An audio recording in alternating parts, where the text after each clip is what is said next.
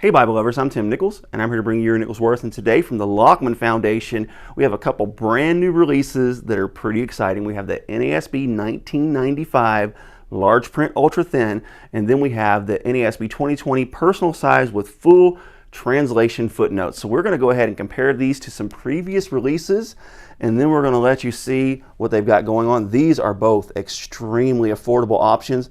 They do have premium options in both of these in the goatskin, but these you can get for a very affordable price, and their Leathertex is not bad at all. These are both in Leathertex, two different colors. They have several different colors when it comes to the Leathertex. I like the black because it looks most like leather, but the brown's not bad at all. And when you get to the spine here, I love that this is blind stamped and it has that dark antique look. Really like the tool lines. I like the fact that the spine is a bit rounded. Really nice. Couple of nice ribbons, so they don't cheat on the ribbons. They also don't cheat on the liner.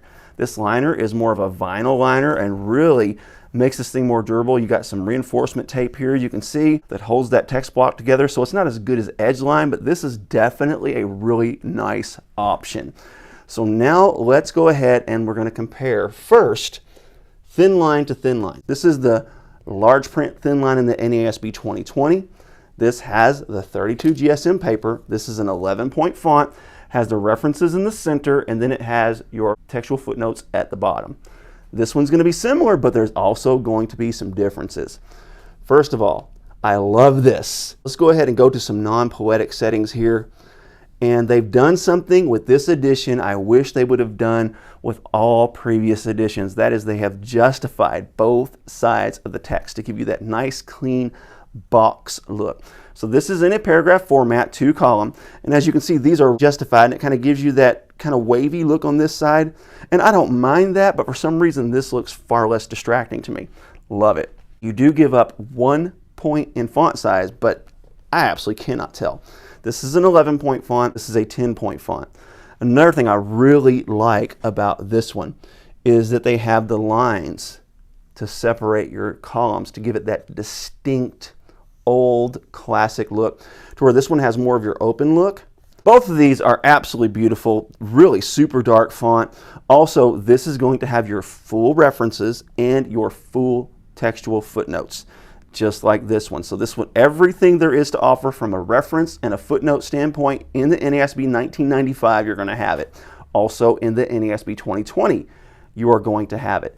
And this has the 32 GSM Korean paper, just like it will in the premium. So you're not giving up anything when you get the less expensive Bible from a paper standpoint. One little difference about this one that I don't like, this one has your references in the middle, your footnotes on the bottom, so they're separated. This one is going to put your references and your footnotes together.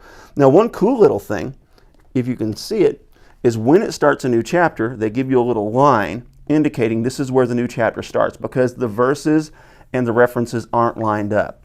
So it can be a little bit difficult to work with. So that little line just lets you know, hey, we're starting a new chapter here. This is the beginning of this chapter. So it kind of keeps you on point. One way I think to really help those be lined up is to put those notes on the bottom. But ultimately, everybody has their preferences. I don't mind the notes and references being together. I just really prefer them to be separated. But this is really nice. I love that they start a book on a new page instead of trying to cram it over here. That's a really nice touch, but you can see there's a textual footnote letting you know the literal, and then there's a reference. So they're all together.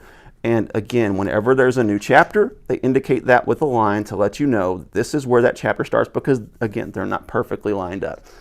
So really nice. I love this paper. It's really highly opaque. No more blue tint in the gutter. That's all a thing of the past. So if you loved that old school 1995 LPUT and you don't want to pay secondhand market prices, here we have it. A beautiful layout, just like the old one. Got a little bit of margin space here. I really like that. There's a little bit more margin space with this one than there is with this one. And another thing I like about this is the margin space isn't going like this. It's straight. So you got a perfectly straight line to work with. So well done. I just wish they would have went ahead and put those references on the bottom to keep them separate. So that's really my only minor fuss, and I know that is a preferential thing. Some people are going to agree with me, and some people are going to disagree and like them exactly where they are, like this. Once you get to the New Testament, you're going to see, as with most NASB, the words of Christ are in black. Beautiful layout. Another thing about these center column references that kind of irk me a little bit is when there's too many, they go off into the corner and it makes those columns a little bit off.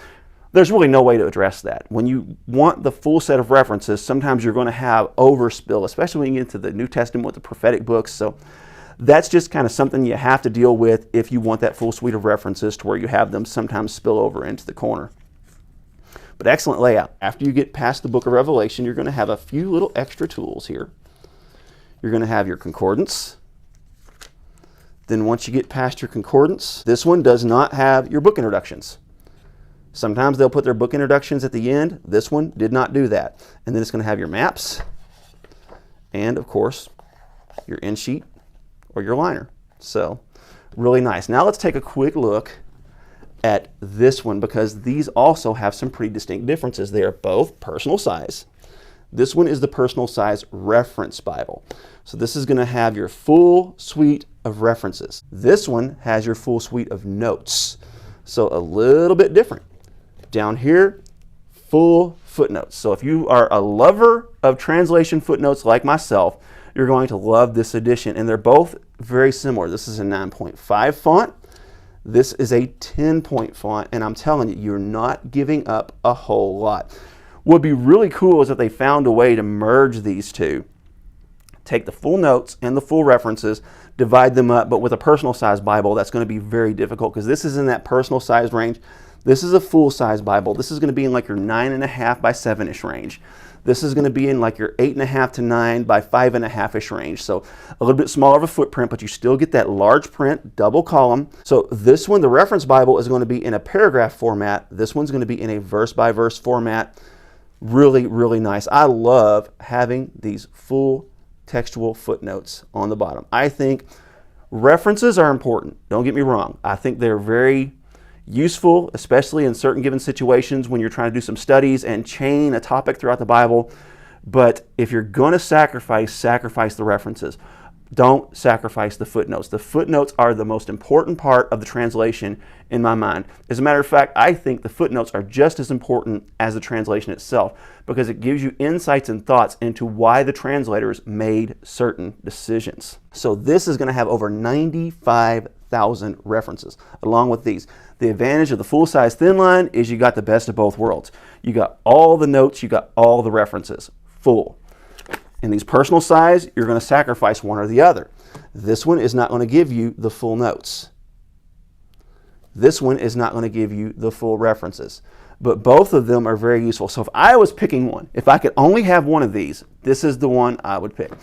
Now this is the NASB 2020, and this one is the NASB 1995. So now you can get the 2020 and the 95, both in the large print thin line. There are a little bit of differences between the layouts. And you can get now the 2020 in full references or full notes, depending on your choice. For me, this is the one I'm going to pick. I love to have the full textual footnotes. I love to know this is what this literally means, and I love to know that, hey, this is a disputed meaning or this is an alternate meaning. I'd love to be able to study that out. God bless you. Keep calm. Jesus on. This is your Nicholsworth.